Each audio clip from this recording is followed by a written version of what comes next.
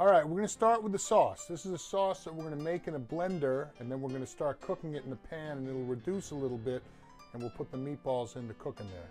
So first thing we're gonna do, we're putting in a can of diced tomatoes, fire roasted. That doesn't mean hot, it just means the flavor.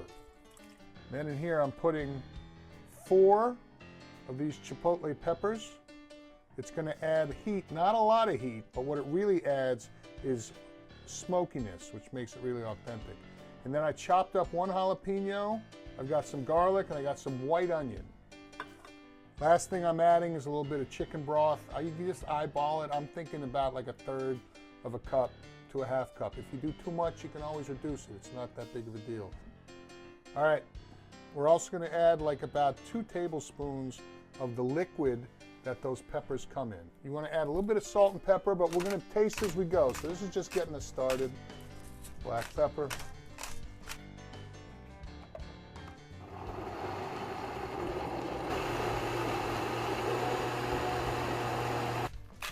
Just a little bit of salt in there. A little black pepper. This is ground turkey. You could use, obviously we didn't have ground pork. I was wanting to use brown pork. You could use beef, but I've had good success on my meatballs over the years with turkey. Put in 1 egg. I took some garlic cloves and grated them because I don't like having the big chunks of garlic, so this is in there. Chipotle pepper sauce.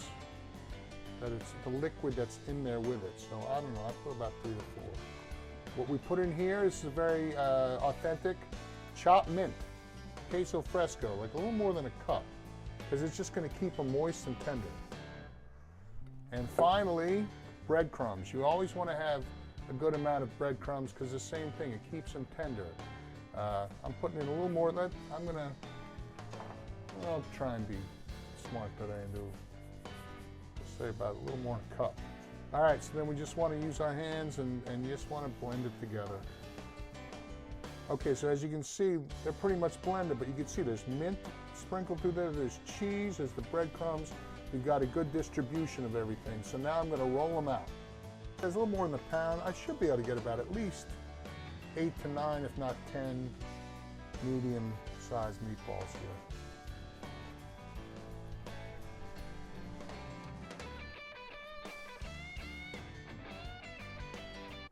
All right, I got some oil in here. I got vegetable oil. You could use olive oil, but I'm doing a Mexican dish, so I don't want to do olive oil. Just using good, pure vegetable oil. You want to see if it's hot enough, you drop a little piece. The meat, you see it starts browning and sizzling immediately, so it's good.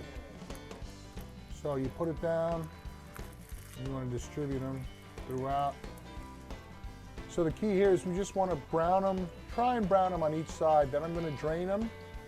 Let them kind of drain the fat, get rid of the fat, most of the fat that's rendered into the pan, and then pour the sauce in, and then we're going to cook the meatballs in the sauce. I cooked the meatballs, they're now draining, and we want to deglaze, so I'm using some wine, some red wine. So next thing I'm going to do now, I'm going to add our sauce. Off the heat, so it doesn't splatter. You want to let it heat up. Come to a boil, and then we'll start reducing it, and once we start reducing it, we will put the meatballs back and they will cook in there. It'll take about 20-25 minutes tops. So now we got the sauce. I brought it to a boil. It's starting to reduce. I turned the heat down a little bit so it's not going to splatter all over everything. Here's my baby brother right there. So what we're going to do now is we're going to cook the meatballs in there, and they'll be ready in about 20-25 minutes tops. You season as you go. I'm adding a little bit more salt, and now we just drop in our, excuse me, our meatballs. And you want to cover them in the sauce and then just keep turning them. And you don't want them to stick. For 20 minutes, 25, and it'll be perfect, I think.